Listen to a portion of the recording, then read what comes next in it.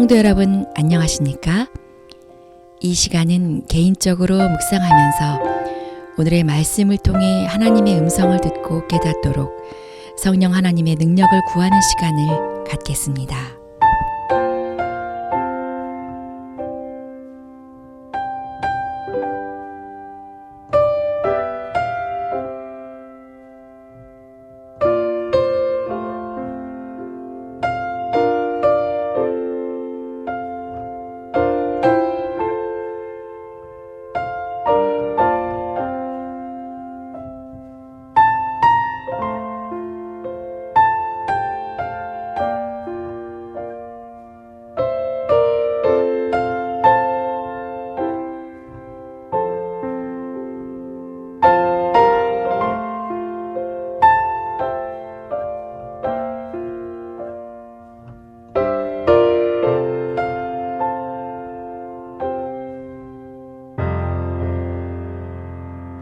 기도함으로 이 아침 말씀을 열겠습니다. 하나님 아버지, 우둔한 머리를 깨우쳐 이 아침에 말씀하시는 주님의 음성을 듣게 하여 주시옵소서. 이 시간 성령께서 함께하여 주시옵기를 예수님의 이름으로 기도합니다. 창세기 29장 21절부터 시작되는 오늘 말씀은 야곱의 결혼 과정을 다루고 있습니다. 야곱은 사랑하는 여인 라헬을 얻기 위하여 7년간 일을 하게 되지만 사랑한 까닭에 7년을 며칠같이 여겼습니다. 도망자로 살아왔던 야곱은 드디어 안정된 삶으로 정착하는 듯 보였습니다. 그러나 그의 기대는 라반의 철저한 속임수에 허망하게 무너집니다. 결혼 후 첫날 밤을 보내고 일어나 보니 곁에 있는 여인은 사랑하는 라헬이 아니라 언니 레아였습니다. 야곱은 사기 결혼에 대해 따지자 라반은 26절에서 언니보다 아우를 먼저 주는 것은 우리 지방에서 하지 아니하는 바라고 말합니다. 아무리 그 지방의 관습이라도 계약 때 미리 말하지 않았기 때문에 이는 라반의 변명에 불과한 것입니다.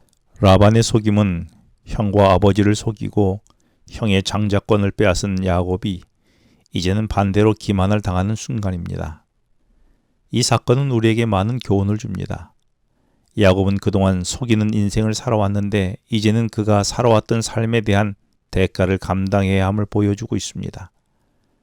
지금 야곱은 자기 이익을 위해 물불을 가리지 않았던 자기 모습을 라반에게서 보고 있는 것입니다. 야곱 역시도 장자권을 얻기 위해서나 축복을 얻기 위해서 수단과 방법을 가리지도 상대의 아픔을 배려하지도 않았었습니다. 이제는 자신이 그 일을 똑같이 경험하고 있는 것입니다. 여러분은 여러분의 현실 속에서 억울하다는 일을 경험될 때에 누군가에게 억울하게 했던 일들을 떠올려 보면 어떨까요? 생각해 보면 내가 억울하다고 생각됐던 그 일을 누구에겐가 똑같이 했던 것은 아닐까요? 나로 인해 힘들었었을 그를 향해 미안한 마음을 표현해 보면 어떻겠습니까? 속은 결혼인 것을 안 야곱은 25절에서 외삼촌이 어찌하여 내게 이같이 행하였나이까? 내가 라헬을 위하여 외삼촌을 섬기지 아니하였나이까? 외삼촌이 나를 속이시면 어찌 됨이니까? 라며 따졌습니다. 이때 라반은 27절에서 레아와의 결혼잔치가 끝나는 7일 후에 그러면 다시 라헬과 결혼하도록 했습니다. 대신 앞으로 7년간 더 라헬을 위해 일하도록 했습니다. 그래서 야곱은 7일 후에 라헬과 다시 결혼했고 이후 7년간 더 봉사하게 됩니다. 이 사건은 자신이 경험했던 일들의 반복이었습니다. 외삼촌 라반이 언니 레아를 동생 라헬이라고 속인 일은 과거 야곱이 눈이 어두운 이삭을 속여 장자의 축복을 얻어내기 위해서 동생인 자신을 형 에서라고 속인 일과 다르지 않는 이름을 깨닫게 됩니다. 그리고 아버지 이삭이 눈이 어두워 자신과 형을 구분하지 못하고 야곱이 축복을 받아냈듯이 이제는 자신도 지난밤 어두움 속에서 자신의 눈도 어두워서 레아와 라헬을 구별하지 못하고 첫날 밤을 보냈음을 깨닫게 됩니다. 그리고 야곱은 라헬을 편애하느라 하나님께서 레아를 통해 낳은 네 번째 아들인 유다를 통하여 약속의 자녀를 주신 것을 깨닫지 못했던 것도 이삭이 에서를 편애하느라 하나님께서 야곱을 통해 하나님 나라를 세우실 계획을 잊어버렸던 사실을 깨닫게 됩니다. 오늘 내가 경험한 것들을 통해 깨닫게 되는 것은 어떤 것들이 있습니까? 오늘은 과거 내가 저질렀던 어떤 일들에서 탈피하지 못하고 반복적으로 일어난 어떤 경험들일까요? 그리고 누군가의 눈이 어두움을 이용하여 뭔가를 얻어냈다면 지금 내 눈도 어두워 살이 분별하지 못하는 것은 어떤 것들이 있나요? 무엇보다도 누군가 혹은 무엇에 대한 애착 때문에 하나님의 계획과 뜻을 놓치고 있지는 않는지요? 하나님의 뜻은 인간의 악함에도 반드시 이루어지지만 그 신실하지 못한 행위의 대가는 야곱이 감당해야 했듯이 우리도 감당해야 될 것입니다.